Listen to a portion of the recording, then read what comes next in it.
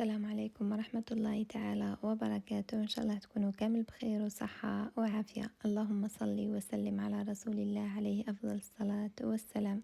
ما تنساوش دائما نبدأ الفيديو تاعنا بالصلاة والسلام على رسول الله. راح نشارك معكم في هذا الفيديو تحضير شوربة فواكه البحر. نحتاج كما راكم تشوفوا بصلة كبيرة، قرن فلفل حار، بصل أخضر إذا كان متوفر عندكم، قليل من الثوم ونص قرن فلفل حلو أحمر وواحد أخضر، يعني نحتاج فقط نص أو حبة صغيرة.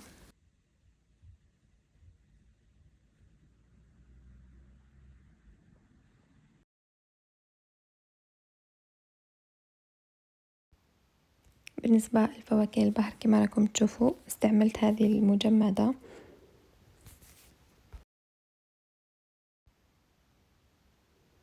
نفرغ عليها ماء ساخن ونغسلوها مرتين ونخليوها تقطر.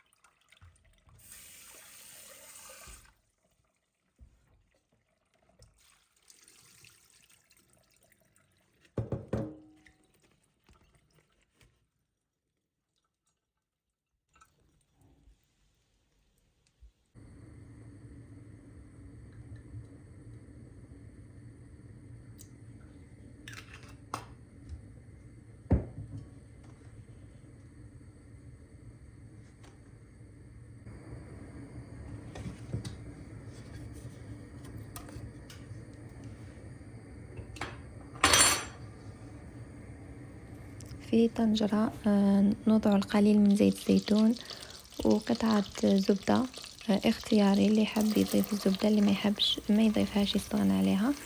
نخليو البصل هي أول شيء تتقلى جيدا وبعدها نضيف تدريجيا الخضر الأخرى. هنا كما راكم تشوفوا ضفت البصل والثوم.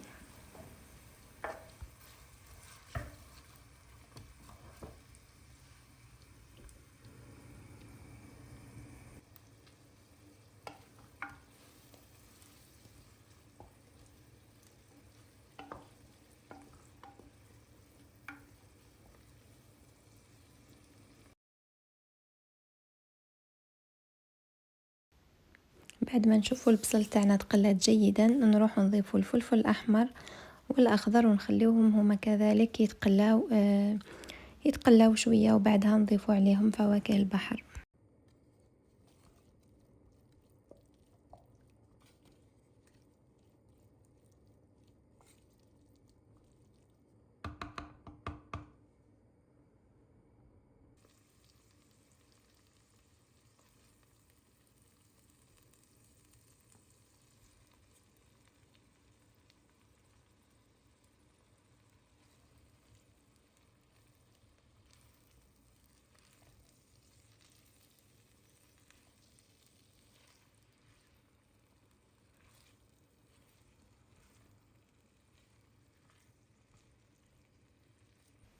نقلبوهم جيدا حتى يتشوحوا مع بعض، نخليهم يتقلاو واحد 3 دقائق ولا 4.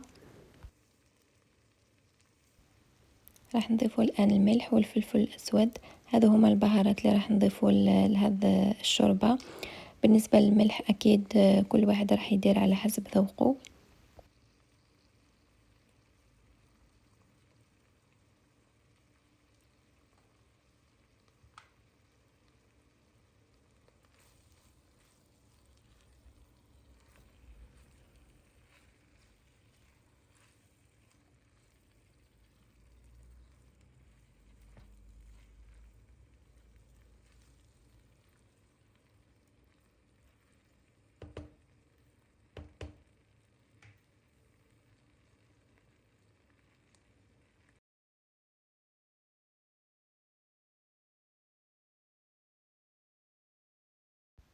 هنا كما راكم تشوفوا تقلاو فواكه البحر تاعنا مليح مع هذيك الخضره ودات البنه تاع الخضره تاع البصل وتاع الفلفل. نروحوا الان نجيبوا ملعقه كبيره من الطحين، نضيفوها لهذا الخليط، وبعدها نضيفو كأس حليب. بالنسبة للحليب إذا حبيتوا ولا تحبوا الشوربة نتاعكم تكون خفيفة، ما تكونش خاثرة، ما تكونش ثقيلة، تضيفوا كأس حليب واحد. إذا حبيتوها تكون خفيفة ضيفوا كأسين أو كأس ونصف. أنا هنا وضعت ملعقة كبيرة طحين، وبعدها ضفت كأس حليب، وراح نكمل بالكريمة الطازجة بلا كريم فريش. ممكن تستعملوا فقط لا كريم فريش، لكن الوصفة الأصلية فيها ملعقة كبيرة طحين وكأس ونصف من الحليب. وأنتم بعدها يعني كل واحد وذوقه، وكل واحد كيف يحب سمك الشوربة نتاعو.